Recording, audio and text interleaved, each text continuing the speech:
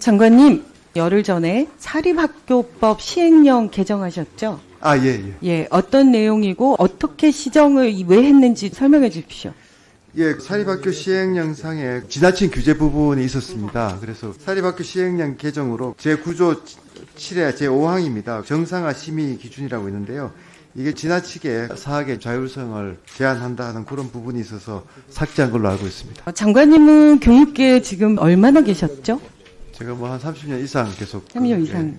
그러면 사학 비리가 온 나라를 뒤흔든 경험들을 충분히 하셨을 거고, 그리고 사립학교법의 시행령이 있었던 그 과정을 다 알고 계실 거 아닙니까? 잘 알고 있습니다. 그런데 이것이 지나친 규제라고 얘기하시는 건가요?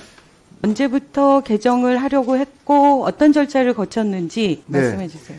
지난 7월에 사분위 전체회의에서 시행령 개정 사항에 대해서 위원들께 보고를 했고요. 또 40일간의 입법 예고를 거쳐서 시행령 개정에 대한 의견 수렴을 거쳐 개정 공포한 걸로 알고 있습니다. 이미 말씀해 주신 대로 사립학교법 시행령은 사학 비리와 관련된 너무나 많은 출혈 속에서 그래도 최대한 중립성을 보장하면서 비리가 있는 사학들의 정상화를 위해서 계속 노력하면서 힘들게 만들어낸 조항입니다. 그런데 이것을 너무나 쉽게 개정을 해서 삭제를 해버렸어요. 그런데 방금도 말씀하셨지만 입법 예고해야 되는 거 아시죠? 네네. 근데 입법 예고 정상적으로 하셨습니까? 네, 했습니다. 네. 그렇지 않습니다. 장관님이 제대로 보고를 못 받고 있다는 반증입니다. 통상적으로 행정절차법에 의해서 법제처 입법 예고 사이트에 등록은 하지만 관계 부처의 홈페이지에도 입법 예고를 하고 이것에 대해서 의견들을 받고 진행을 하는 것이죠. 그런데 교육부 홈페이지에 없습니다. 입법 예고 안 돼 있습니다. 네, 제가 다시 한번 체크해 보겠습니다. 네. 혹시 담당자가 조금 답변 드려. 아니, 제가 답변 네. 듣고 싶지 않아요. 왜냐하면 네네. 제가 보여드릴 테니까. 아, 예. 네. 자료를 보세요. 설마 하면서 저희가 봤는데 입법 예고 기간 중에 다른 시행령 개정안에 대한 입법 예고도 다 있습니다. 그런데 정확하게 2024년 7월 23일부터 9월 2일까지 이게 30일에 입법 예고가 됐으니까요.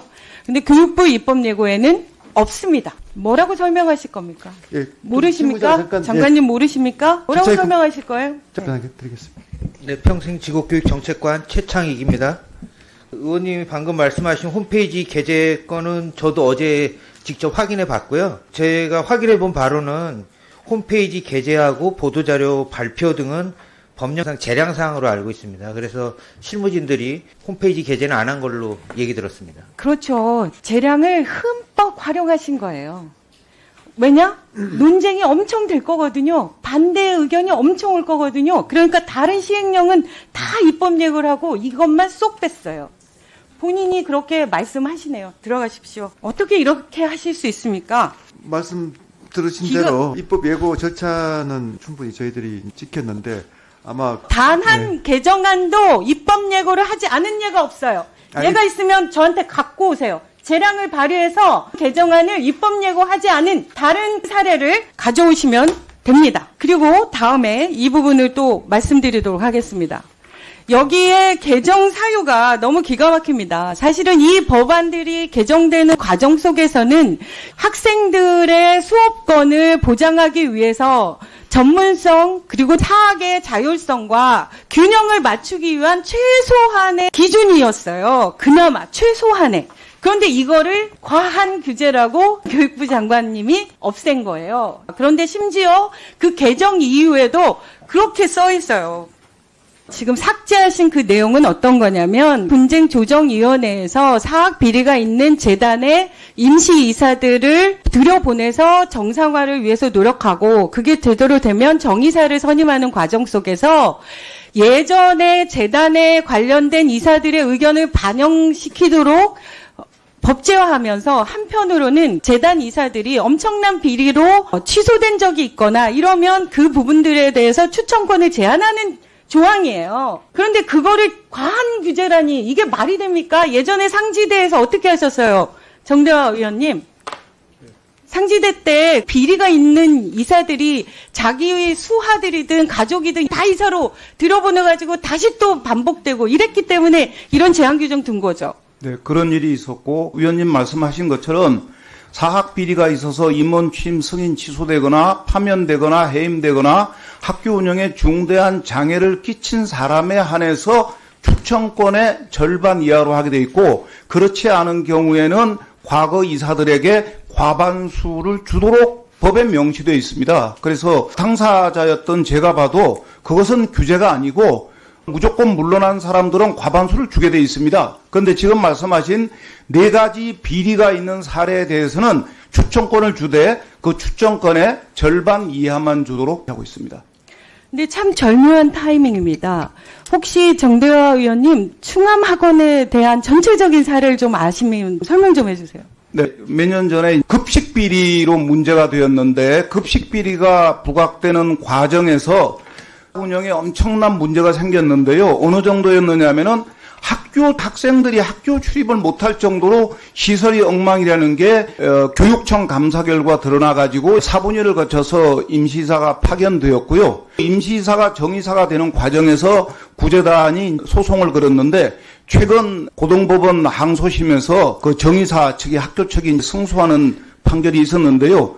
만약에 충암고 사례를 이 시행령에 적용하면은 충암고는 정상화되는 게 불가능하고 그러면 과거에 급식 비리와 학교 운영 비리를 저질렀던 이사들이 다시 복귀하는 게 자동적으로 보장되는 그런 상황이 됩니다. 너무나 절묘한 타이밍입니다. 충암학원이 1999년부터 엄청난 비리를 저질러서 그 모든 문제들이 재단에 관련된 이사 전원이 임원 취소가 되는 상황이 있었고 그래서 정이사의 추천을 4명을 했는데 실제로 비리를 저지른 사람과 그 비리를 변호했던 변호인을 추천해가지고 결국 1명만 추천을 받았다고 소송을 제기하고 있었습니다. 1심에서 너무나 상식에 반하게 동의할 수 없을 정도로 재단 쪽이 이겼어요. 그런데 이번에 너무 절묘한 타이밍에 10월 8일에 시행령이 폐지되고 10월 10일에 승소 판결이 났습니다.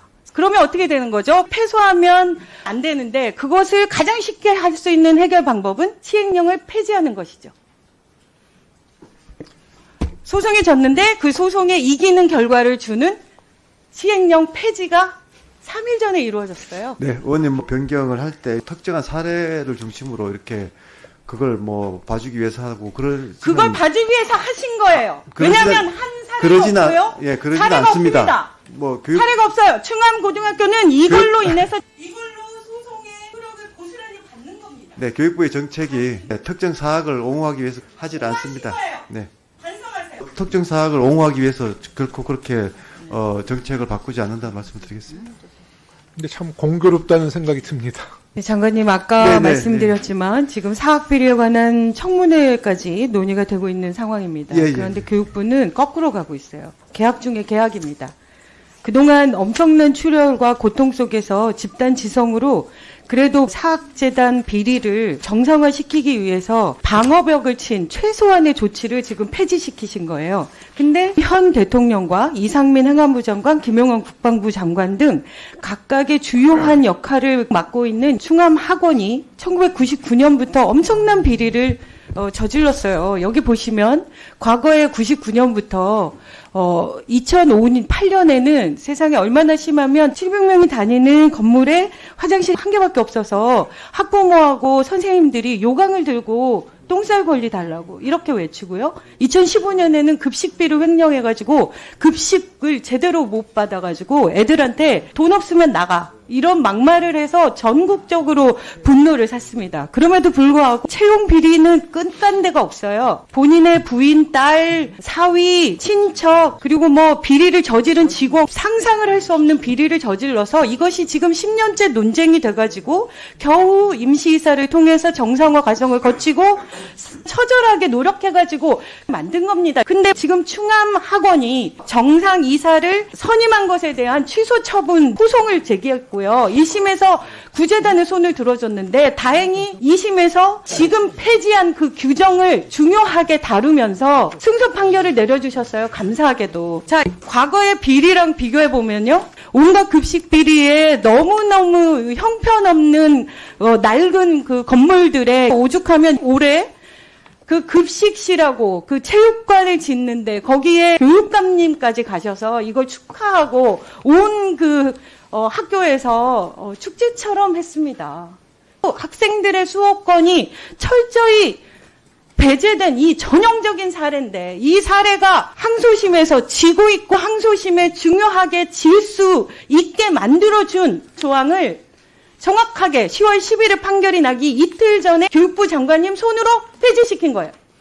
네, 의원님, 그 부분 사분위에서 자율적으로 결정할 부분인데 지나치게 법령으로 규제하는 부분이 있다는 문제가 꾸준히 제기돼서 규제를 이제 완화한 거고요. 그 사분위 내에서 자체적인 그 규정을 만들고 있습니다. 그래서 이제 그것을 왜 지켜봐야 하필 되는 이 거고요. 시점에요? 왜 그 하필 이 시- 시점에요? 저는 이거 정상회복해야 된다고 생각하고요. 안 되면은 저희 의원들끼리라도 결의해서 저희가 법안을 올려서 이 규정을 그대로 살려서 통과시키려고 생각하고 있습니다. 장관님이 이것에 대해서 다시 고민해 주셔야 합니다. 네. 이거는 너무 절묘한 타이밍이잖아. 왜 하필 대통령이 있는 이 시점에 일을 자꾸 키우시는지 모르겠습니다. 네, 알겠습니다. 저희가 뭐 전혀 그런 의도가 아니기 때문에 상의 드리도록 하겠습니다.